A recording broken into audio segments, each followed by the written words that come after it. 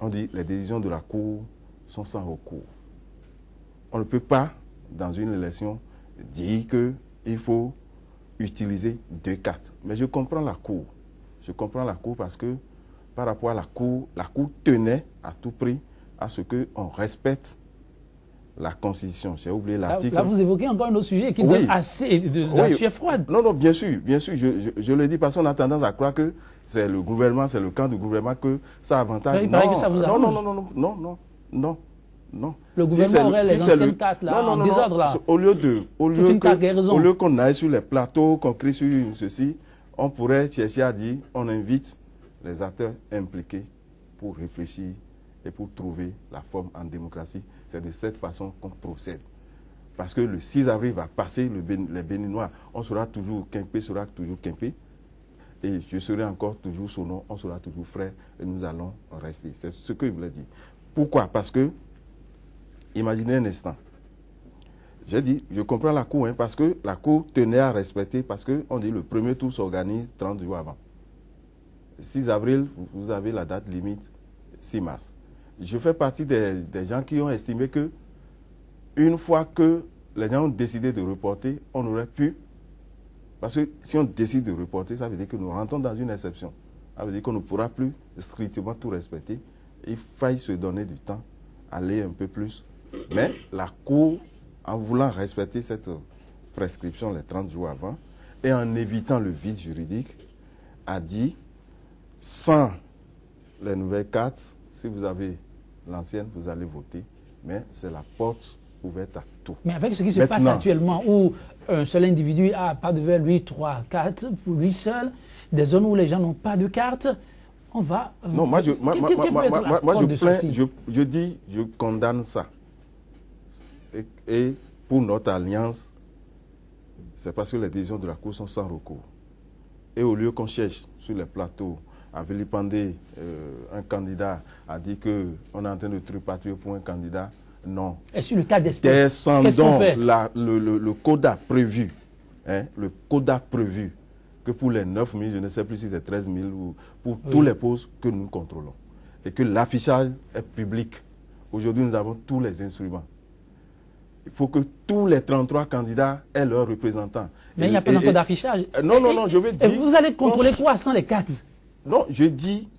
non, pour les cartes, mon frère, vous ne pouvez pas voter 2 fois. Quand je dis on va contrôler le droit de chacun. Oui, mais il paraît que les gens arrivent à effacer l'empreinte indélébile. Non, quand je dis... Non, c'est avec des complicités. Il y a des localités où les gens font des complicités et on pense que c'est l'avantage d'un candidat. J'ai été candidat aux législatives. J'ai été victime dans mon propre arrondissement. Donc ce qu'on raconte, c'est pourquoi je dis asseyons-nous. Parce que le code nous donne droit. Donc vous demandez le dialogue national? Bien sûr, le code donne... Maintenant là? Non, pas dialogue national. Non, c'est les candidats. Actuellement là, pour réagir sur la situation des élections de 6 mars, il faut les candidats qui sont impliqués dans l'élection. Donc il faut en urgence une discussion. C'est à eux de se voir. Ils sont tous béninois. Mais ce n'est pas aller crier sur la Sénat. J'avais déjà dit sur des chaînes, la Sénat est composée de 5 personnes. Ils ne sont pas demi-dieux. Ils pourront faire ce qu'ils peuvent. Mais à travers le code, il faudrait que chacun de nous mette tout en œuvre pour que nous puissions surveiller. Avant, pendant et après. Et pendant, on dit, tous les candidats peuvent avoir de représentants. À la fin, on exige que le PV de dépouillement, c'est sur le bureau de vote. Non seulement c'est affiché, mais chacun a copie. Mais qu'est-ce qu'on constate? Qu'est-ce qu'on a constaté lors des législatives? On donne des arguments, on n'a pas beaucoup de copies, on refuse. Même chez moi, on a refusé. Vous pensez, ce qui se passe là, j'ai l'habitude de dire, c'est comme un match de football. Pour chaque parti politique, l'objectif c'est de gagner. Et chacun triche. Et les plus tricheurs sont eux qui crient même. Pour dire, hey, c'est lui qui triche, c'est lui qui triche. J'ai suivi hier un acteur politique qui disait que pour attraper le voleur, il faut d'abord voler soi-même. Donc pour vous, c'est une confession? Il a dit, pour attraper un voleur, il faut être un voleur. Donc ce qui dénonce là, ça veut dire que c'est ce qu'il pratique. Monsieur Kempe, voilà la voie toute tracée. Oui, Monsieur Sono vous préconise de saisir simplement les instances dirigeantes pour avoir gain de cause, d'apaiser la population. Pas question d'aller assaillir la Sénat. Non, il est question, moi je n'ai pas dit que le peuple se déplace vers la Sénat. J'ai dit les candidats de la coalition. Si Lionel Zessou, qui est candidat de, comment on appelle, républicain ou quelque chose comme ça. Je peux te passer le mot, Alliance républicaine. Alliance républicaine. Mais tu connais très bien. Voilà.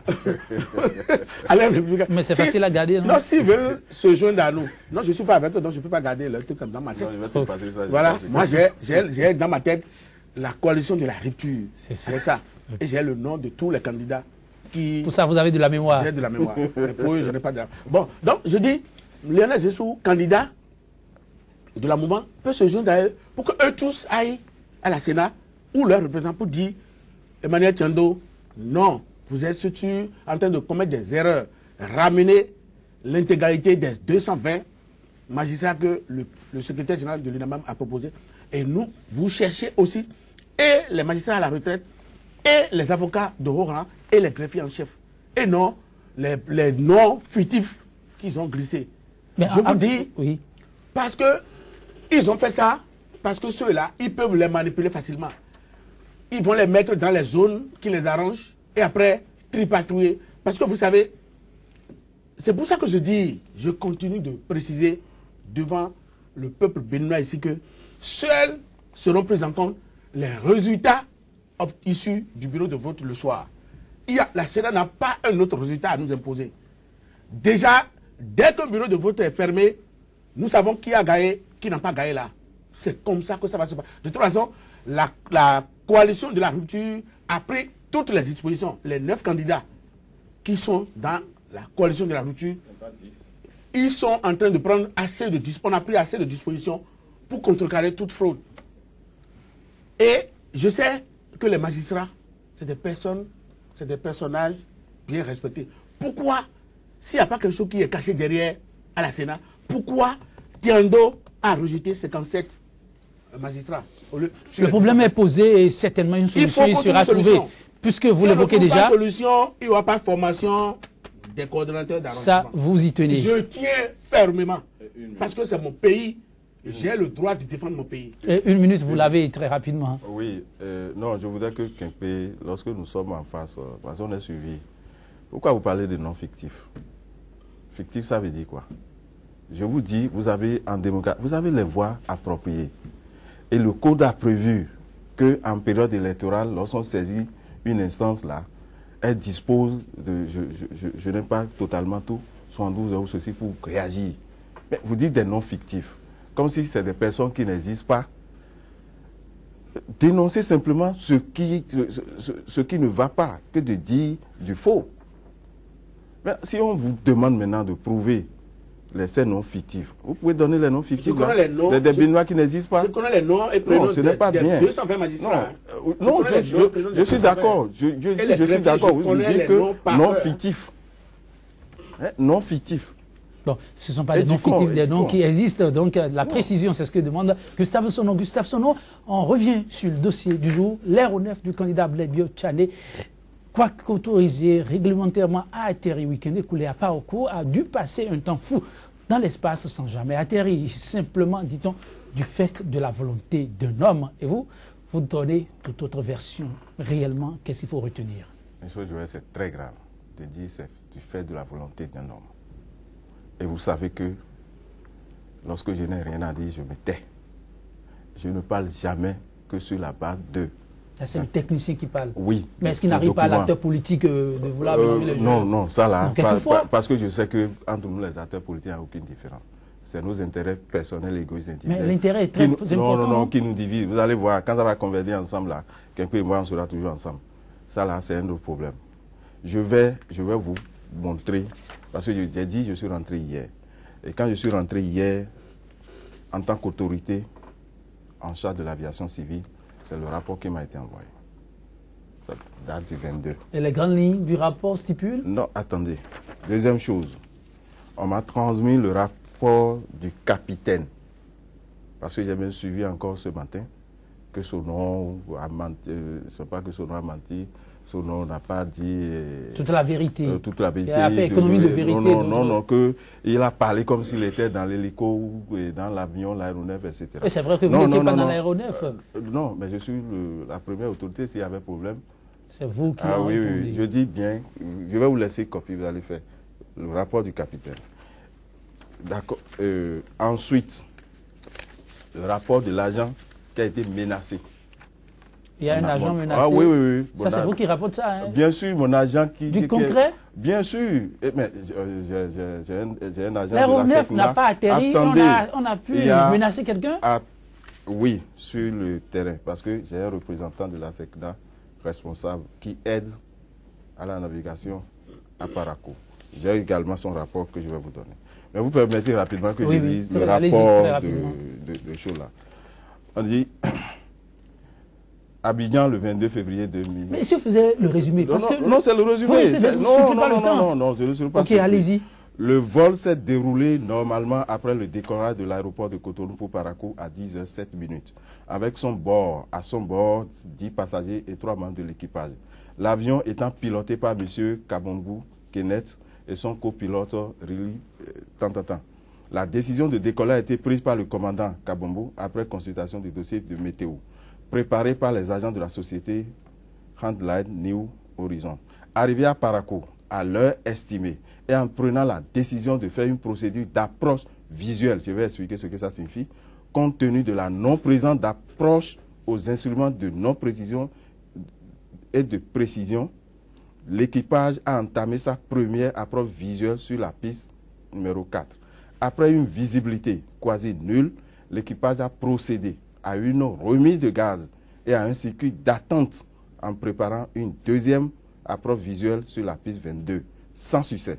Après cette deuxième tentative, et s'agissant d'un phénomène météo localisé, le commandant de bord a pris la décision de rester dans un circuit d'attente pendant une durée de 30 minutes pour attendre une amélioration de la visibilité rapportée par la tour de contrôle de Parakou. Malheureusement, n'ayant pas eu l'amélioration, le commandant de bord, après consultation de son copilote et information donnée aux passagers, a décidé de revenir sur son aéroport de dégagement et de destination qui est Cotonou. Voici exposées ci-dessus les raisons majeures pour lesquelles l'aéronef n'a pas pu atterrir à l'aéroport de Parakou. Je reste par ailleurs à votre disposition pour plus d'informations. Veuillez agréer, tant. Et ça, c'est le rapport du capitaine de bord. Je n'ai rien inventé hier. Donc, je n'ai rien inventé. En conclusion, c'est des phénomènes, c'est des situations banales. Et en aviation, c'est-à-dire c'est réglementé. Le ciel est réglementé. La première autorité qui donne l'ordre d'abord pour que vous allez survoler ou atterrir, c'est d'abord le président de la République à travers le directeur du cabinet militaire. Et c'est seulement à ce niveau que le ministère des Travaux publics et des Transports reçoit à travers le directeur général de l'ANAC et donne l'autorisation. On établit alors un plan de vol. Tout ça a été fait. Maintenant, lorsque lui-même a dit localiser, jeudi dernier, j'étais... ça même c'est un avion. Si c'était un hélicoptère, il n'y avait pas de problème. Les 2 hélicoptères qui étaient à l'aéroport de Parakou, à l'aérodrome de Parakou, ce n'était pas sur la piste, c'était sur Chola. Mais ce que les gens ne savent pas, on a des pilotes, les pilotes européens. Eux, ils n'atterrissent pas. Il y a des avions qui sont adaptés pour atterrir sur nos aérodromes en terre. Donc, il y a des les appareils ne sont pas adaptés. Ne sont pas adaptés. 2, les pilotes qui n'ont jamais fait l'expérience là, ils peuvent vous dire, je ne vois pas, je ne fais pas. Je vous donne un exemple, même jeudi passé seulement. Nous, on devrait atterrir à 19h30. Le pilote, c'est un Européen, il a dit, je ne peux pas. Je ne bouge pas de Badikwa, je ne peux pas. Et vous avez tempéré. C'est votre vie qui est en danger. Si le pilote parle, vous respectez. Donc, j'ai dû demander le secours de Cotonou pour qu'on puisse nous aider à atterrir, puisque l'aéroport de Tourou n'était même pas encore en service. Donc, dans le cas d'espèce, c'est le pilote même qui s'est refusé d'atterrir. Lorsqu'un avion veut décoller là, dans un premier temps, ce que vous ne savez pas, c'est ceci. On connaît, parce que la fiche est là, on connaît d'abord son Au lieu de provenance? Oui, oui. Donc, c'est l'obligation est faite tout aéronef d'atterrir d'abord là où il y a la douane. Donc, Cotonou. Il a atterri. On fouille pour voir s'il n'y a pas de choses là. Maintenant, il dit, je vais à Parakou. On remplit les papiers, tout et tout. On lui donne la fiche météo. Il consulte. Arrivé là-bas, il a signalé météo local. C'est ce qu'il a signalé. Ensuite, il dit, en cas de problème, il faudrait qu'il dise à quel aéroport de dégagement il revient. Donc, il avait déjà dit, si j'ai des problèmes, je reviens à Cotonou. Tout ça là, c'est dit. Deuxième chose, lorsque des situations comme ça se présentent, soit on dévie rapidement l'avion sur l'aéroport de dégagement qui est Cotonou, ou bien il calcule par rapport au carburant, est-ce qu'il peut faire 30 minutes, 1 heure, pour voir si la situation peut s'améliorer. Si ce n'est pas le cas, je vous ai dit, la dernière fois, nous, on n'a pas pu atterrir. Et j'ai vécu la même situation en 2011 à l'aéroport au Canada, Montréal, pour aller à Québec. 45 minutes, c'est pareil. 45 minutes, arrivé à Québec, malgré qu'eux, ils ont même tous les instruments et autres là, la météo dit, on ne peut pas atterrir. On a circulé en l'air pendant 1 heure de temps. Le pilote a dit, écoutez, comme on ne peut pas atterrir, il me reste encore 1 heure de carburant, je propose vous retourner à l'aéroport. On a retourné. Depuis ce jour-là, quand je vais là-bas, je prends le bus. Donc c'est le même schéma. C'est le même schéma. Maintenant, quand je dis que l'agent, il y a un agent, parce que c'est un aéroport en terre, ça veut dire que nous n'avons pas les instruments. Sinon, normalement, on devait avoir des instruments de navigation qui guident et il atterrit. Donc, il fait une approche visuelle. C'est lui-même qui apprécie. S'il n'a jamais fait l'expérience, il vous dit qu'il ne peut pas là. Ne le forcez pas. Et c'est ce qui est arrivé. Ceux qui mettaient en danger la vie des passagers, c'est ceux qui sont en bas et qui pensent qu'il y a une main qui téléguide. Et ils ont presque agressé parce que l'agent a bien dit, j'étais obligé de fuir pour aller se réfugier. Donc il y avait un agent qui orientait le pilote. Eh bien, bien sûr,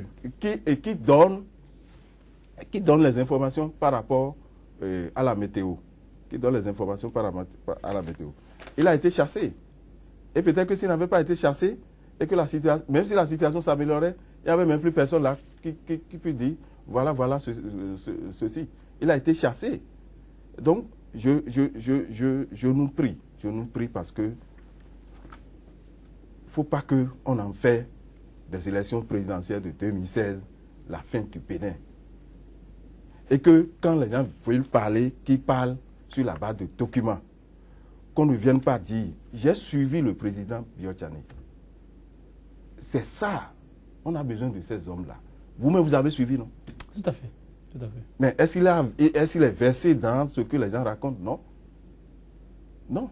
Je l'ai suivi, j'ai dit, ça, c'est ce qu'un homme, si vraiment il est candidat, il veut diriger demain, c'est ce qu'il peut dire. Alors, monsieur le conseiller politique, vous avez suivi l'explication du ministre, des explications techniques qui finalement rassurent et apaisent. Vous pouvez comprendre que... Non. En fait, moi, je ne veux pas faire de débat autour de non-atterrissage de l'aéronef du président ABT. Vous savez pourquoi je dis ça? Non. Je passe. Parce que le candidat ABT lui-même a déjà parlé. Donc, je sais que le président Blaise Biotchane est un candidat de consensus. Je sais que le président Blaise Biotchane est un candidat de l'unité nationale.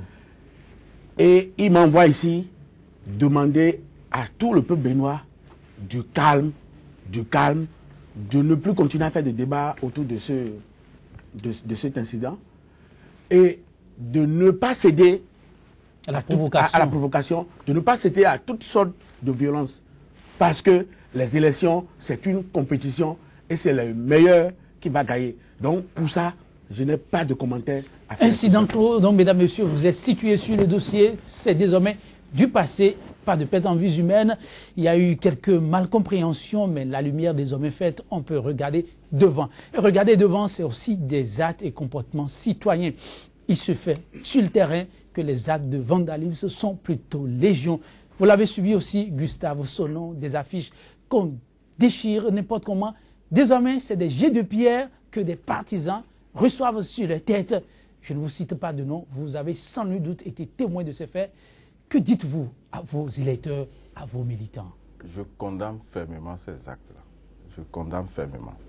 Et j'ai l'habitude de dire, comme je vous ai dit là, j'ai fait l'expérience, parce que j'ai été candidat aux dernières législatives. J'ai fait la même expérience, où, dans la même localité, on s'est battu, on s'est retrouvé à l'hôpital. Je leur ai dit exactement ceci. Vous vous battez pour les hommes politiques, vous perdez votre temps. Ils ne méritent pas ça. Ils ne méritent pas ça. C'est un jeu. Et à l'époque, je leur disais, je ne me rappelle plus combien de listes étaient en compétition, et je m'amusais à dire, regardez le nombre de... Bon, prenons les 33 candidats. C'est comme un jeu de football, où chacun prêche d'abord pour sa paroisse. Et chacun veut gagner à tout prix. Et sur un terrain de football, vous allez voir que même tous les coups sont permis. Et j'ai l'habitude de dire, toucher la balle, c'est une faute. Mais pourtant, il y a des gens qui marquent avec des mains, pourvu que l'arbitre ne le voit pas. Ça, c'est les tricheries. Casser le pied à son adversaire, c'est mauvais, c'est puni. Mais pourtant, il y en a qui le font. C'est pourquoi il dit que le peuple béninois considère ça. Et je condamne avec fermeté les actes de vandalisme et que le peuple sache que les politiciens ne luttent que pour leurs intérêts personnels et égoïstes. Et quand ces intérêts convergent, ils sont ensemble. Donc, conséquence, on est tous les mêmes, la balle à terre, et qu'on respecte. Je m'amuse souvent à dire partout où je passe, signons un pacte de non-agression.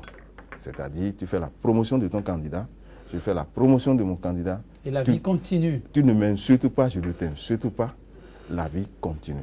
Gilbert Kingpe, vous observez aussi tout ceci du côté du candidat que vous accompagnez de la coalition. Qu'est-ce qui se fait pour appeler le peuple à plus de discipline? Parce que ce qu'on observe en 6 jours, franchement, la scène n'est pas du tout appréciable. Nous, en notre sein, nous condamnons fermement ça aussi. Parce que, comme l'a dit M. le ministre, mon aîné, les élections, c'est comme un match de football, une compétition. Je ne vois pas pourquoi les militants à la base vont... Aucun candidat, vous pensez que celui qui veut gérer le pays, le Bénin, demain, va demander à ses militants d'aller casser la tête à un Béninois? Jamais. Puisque du nord au sud, de l'est à l'ouest, nous sommes les mêmes.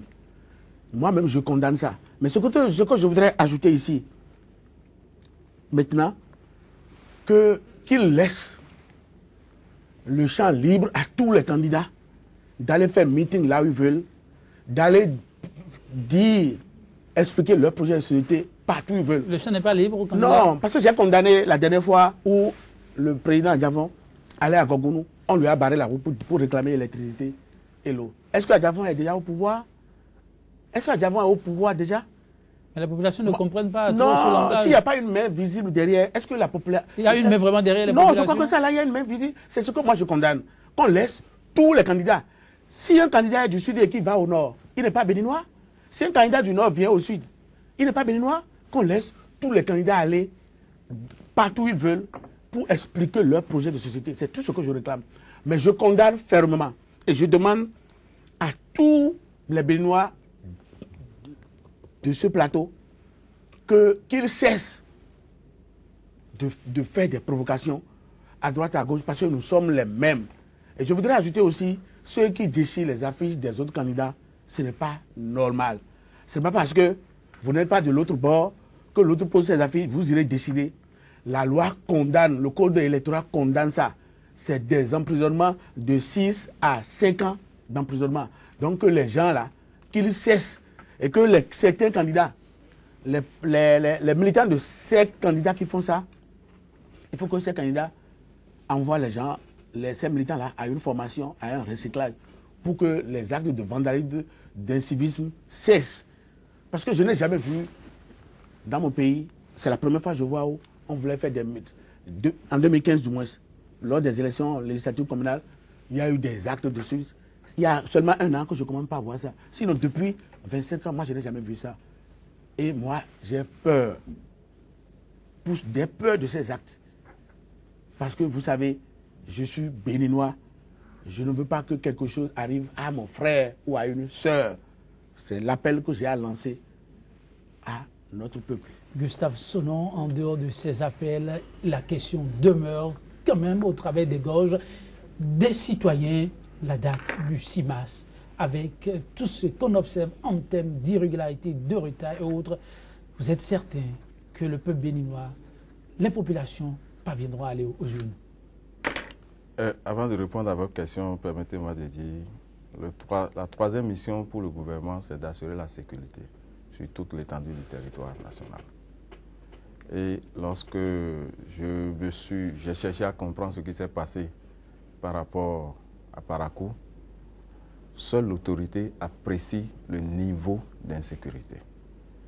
Et même dans l'entourage du candidat, ils ont reconnu que ce n'était pas normal parce que la campagne n'était pas lancée, mais on organisait caravane. Et il y avait risque. C'est partout au Bénin. Il y avait risque d'affrontement. Et je crois que c'est ce qui a amené l'autorité à prendre des dispositions transitoires.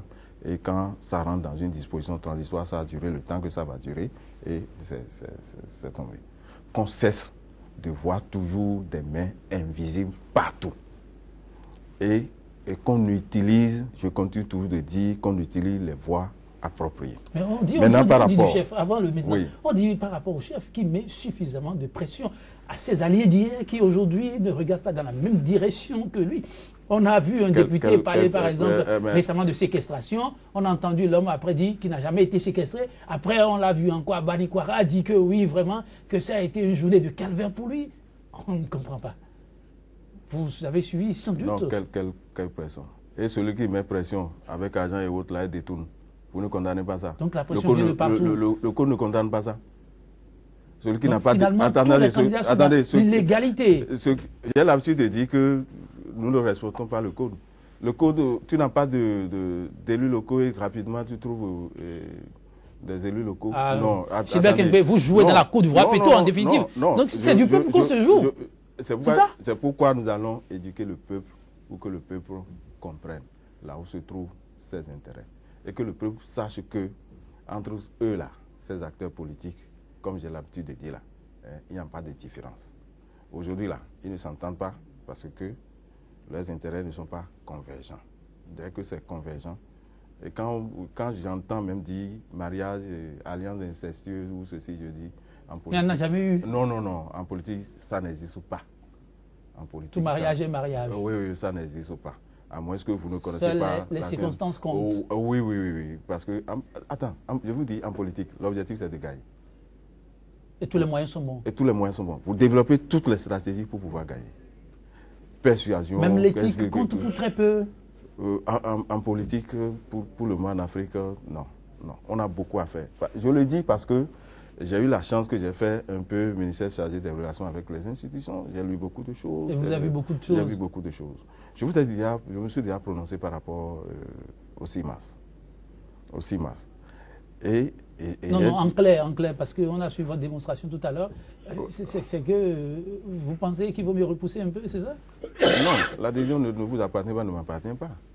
J'ai dit, avec le code actuel, et qu'on ne regarde pas le gouvernement, qu'on ne regarde pas ceci, non. Qu'on regarde le Sénat et Cour constitutionnelle. Aujourd'hui, le jeu doit se jouer entre les candidats. Si aujourd'hui les candidats estiment que 6 mars, les conditions actuelles, le code leur donne le pouvoir de suivre tout le processus avec la société civile, tout et tout. Si article 49, s'ils décident qu'on ne peut pas le faire, on va le faire tant. Parce que c'est entre les candidats maintenant, la Sénat et la Cour constitutionnelle, et non sur les plateaux, dans les réseaux sociaux, et qu'on cesse d'ameuter le peuple. C'est ça que je réclame, simplement. Gilbert Kempé, qu'on cesse d'ameuter le peuple. La solution est à vos côtés, vous jouez trop du peuple, ça c'est une confession Gustave Sonnon, acteur politique aussi s'il vous plaît, vient de faire. Oui, bien sûr. Pourquoi s'amuser comme ça avec le nerf de la population, le peuple pour lequel vous dites être en train de travailler? Vous savez, si je parle maintenant, les gens m'ont dit oui, que j'ai été préparé par quelqu'un. Écoutez, on est ici. Comme vous me dites ça aussi. Non, je n'ai pas été... Une main invisible. Non, si je parle maintenant, on va dire que j'ai été préparé par quelqu'un. On était là, c'est eux qui... Vous êtes au pouvoir. On était là, il y a un an, vous-même, vous avez fixé votre date. Vous avez dit les élections présidentielles vont se dérouler le 28 février 2016. Vous devez prendre toutes les dispositions. Ils n'ont pas pris les dispositions. Laisse-moi finir. On en était là. Vous avez dit, il faut l'ancienne carte. Les cartes que nous avons utilisées. Les cartes de la lépide de Sakalafia. Les cartes sont encore valables. On en était là. Vous-même, vous avez pris la décision comme quoi il faut enregistrer les Béninois de la diaspora. Les Béninois de la diaspora, ils sont plus que 1 million. Parce que vous êtes en train de viser un but. Vous êtes allé, on a sorti 10 milliards pour enregistrer que 43 000 Béninois de la diaspora, alors qu'ils sont plus d'1 million. On en était là. Vous n'avez pas décaissé. Vous savez qu'il faut faire une nouvelle carte. Vous savez que les élections vont se dérouler le 28 février 2016. Vous n'avez pas mis les fonds à temps à la disposition des organes du COSLEPI. Mais vous avez vu quand Arambabla a été pris au cours la dernière fois, vous avez vu, il était obligé de cracher la vérité. Il dit, mais les fonds ont été mis à ma disposition que le 15 et le 16 janvier. Entre le 15 janvier, comment peut-on imprimer 4 782 816 électeurs? Comment peut-on imprimer ça? C'est le robot qui va faire ça? Est-ce que, moi je voulais poser la question à monsieur le ministre qui représente le gouvernement ici. Non. Je voulais vous demander, est-ce que vous voulez réellement qu'on organise les élections? 3 points de suspension. Parce que personne ne vous a... Donc les élections, vous n'y croyez pas? Moi, de toute façon, la date est fixée pour le 6. Mais alors, je vous parle, les 4, il n'y a eu que 37% des Béninois qui ont leur carte. Donc, il reste au moins 35 l'ont déjà. Il reste encore 67%. Est-ce qu'on va priver ces 67% de leur... Bon, si vous vous entendez, on pourra apprécier, non? Il paraît que vous pouvez vous entendre. Que c'est vous qui décidez? Non, moi je ne décide pas. Non, vous à tête politique, je dis. Non, moi je ne suis pas candidat. Je soutiens un candidat. Si, entre eux... Mais vous êtes conseiller politique. Je suis conseiller politique. Et vous lui conseillerez quoi dans ces Ce que je vais conseiller ici à mon candidat, c'est que tous les 33 candidats se retrouvent rapidement, faire une réunion entre eux, aller vers la Sénat, faire une réunion entre la Sénat et la Cour constitutionnelle. Pour trancher. Pour trancher. Gustave Sonneau, une fois encore, on ne peut pas priver. La pierre est lancée dans votre jardin. On ne peut pas priver. On ne saurait priver des Béninois de leur droit de vote. Ça, c'est vrai. Très rapidement, avant de clôturer cette émission. Monsieur Joël, ça me donne la preuve que j'ai dit tout à l'heure que même les acteurs politiques ne connaissent même pas le code. Ah, ils ne connaissent pas le code. Et pas tout. Et il vient de prouver que même conseiller politique là, qui n'a pas tout le contenu. Parce que tout à l'heure là... Ce qui reste, qui n'a pas dit c'est quoi? C'est le gouvernement. C'est le gouvernement. C'est l'une des raisons pour lesquelles, quand on avait fini les élections législatives, les élections communales, suite au rapport que le ministère chargé des relations avec les institutions a eu à faire là. Et compte tenu, parce que j'avais dénoncé beaucoup de choses par rapport au code, pour dire si on n'y prend pas garde, parce que le gouvernement a les mains liées en termes d'organisation. C'est ça qui a fait que ce n'est qu'en janvier qu'on a décaissé les fonds. Non, c'est faux. C'est faux. Ça, c'est un autre débat. C'est le président qui l'a affirmé, effectivement, on l'a suivi. Mais il est attends, le même président, un mois avant, qu'est-ce qu'il vous disait? Que ça va bien. Alors, donc c'est faux. Allez prendre les... Non, avec l'Alliance et cracher dans la soupe de l'Alliance. Non. Allez prendre les documents comptables et vérifier la disponibilité de ressources sur le compte COSLEPI. Et j'ai dénoncé même COSLEPI. J'ai dénoncé à l'époque dans mon rapport COSLEPI. Je dis du moment où nous avons une Sénat permanente. Donc une fois encore, les acteurs politiques sont dans un jeu. C'est toujours les acteurs politiques. On devrait faire disparaître si nous voulons. Il est avec l'Alliance. C'est quoi le jeu? Non. Qu'il est avec l'Alliance. Comment tu fais ça? Attendez. Il est venu prononcer KO en tant que président d'institution. Vous me laissez. Il est venu prononcer KO sur les chaînes. Vous avez la parole, Gustave Sonneau. Oui, et j'ai dit, je vois une confrontation permanente entre deux institutions, COSLEPI et Sénat. Pour moi, on devrait supprimer purement simplement COSLEPI. Pour l'instant, ce n'est pas encore le cas. Non, par rapport à ce qui se passe, on fait comment pour... Et que c'est pour ça que j'ai dit, tout à l'heure on dit, vous avez convoqué, c'est pourquoi j'ai dit c'est le code. Vous prenez le code, vous prenez notre constitution, la date, la convocation s'impose entre le 28 février et le 6 mars. Parce que que ce soit le code ou la constitution dit, pour le premier tour s'organise 30 jours avant, 40 jours au plus tard avant. Ça veut dire que c'est défini, c'est connu. Ce n'est pas le gouvernement. C'est pour ça que le gouvernement a dit, comme c'est connu, et que nous voulons que les élections, que les organes en charge de gérer les élections puissent prendre leurs dispositions à temps, convoquons. De ça, on serait pris au dépourvu par le temps. Mais dites votre projection dans les jours à venir. Moi, je vous ai déjà dit, lorsque c'est toujours même le COS qui a prévu le recensement, parce que quand on avait fait pour les législatives, on a dit les législatives communales ne concernent que les Béninois à l'intérieur. C'est pour ça que la diaspora n'était pas prise en compte. Maintenant, on dit les présidentielles y compris. Maintenant, on pense que c'est le gouvernement. Deuxième chose, dans le même code, c'est prévu que pour être recensé et autres là, tu dois disposer de cartes consulaires, de tas de choses. Et vous savez, nos parents vont à l'extérieur. Une fois encore, il va falloir faire avec ce code et le casse-tête se poursuit. Mesdames, Messieurs, le flou artistique persiste autour de la date du 6 mars pour voir les Béninois aller aux urnes. Une situation qu'on suit de très près pour vous. 100% Bénin, c'est totalement fini pour ce jour et ce sera sur cette citation de Friedrich Nietzsche. La maturité de l'homme, c'est d'avoir retrouvé le sérieux qu'on avait au jeu quand on était enfant. Savoir prendre le bon bout, toujours pour aider à éviter le pire quand tout est confus. Mesdames, Messieurs, merci pour la confiance renouvelée. On se retrouve lundi. Demain, ce sera en compagnie d'Emmanuel Crépy. À très vite. Susika. Merci.